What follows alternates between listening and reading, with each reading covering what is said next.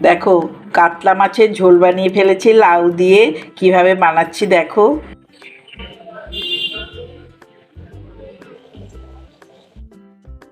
নুন হলুদ মাখানো মাছটা ভেজে নিচ্ছি।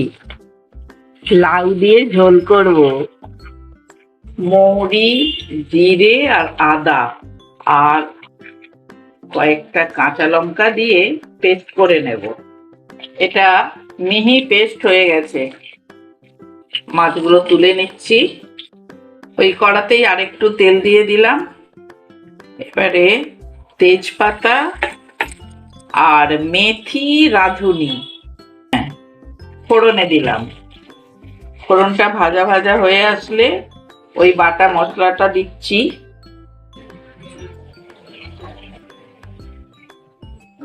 কাঁচা লঙ্কা একটা, নুন, হলুদ,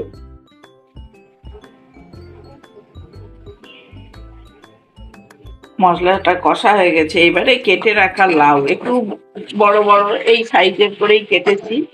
হ্যাঁ, এই লাউ দিয়ে দিলাম। আমি চাপা দিয়ে দিয়ে, দেখানো হয়নি, চাপা দিয়ে দিয়ে কষিয়ে নিয়েছি। এবারে আমি এর মধ্যেই মাছ ভাজাটা দিয়ে দেব।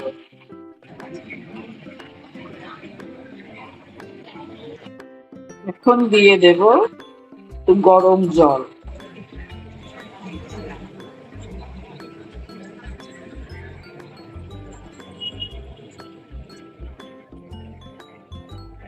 ঝোলটা ফুটে উঠেছে, আমার প্রায় সেদ্ধ হয়ে এসেছে। এখন দেখো বন্ধুরা, এই লাউ দিয়ে কাতলা মাছের ঝোল আমার রেডি। খুব ভালো খেতে লাগে, তেল মশলা কম। মাঝে মধ্যে তো এরকম পাতলা ঝোল, আবার মাঝে মধ্যে ওরকম কষিয়ে রাধা, সেগুলো এইভাবেই চলে। খুব ভালো খেতে এবং শরীরের পক্ষে খুব উপযোগী।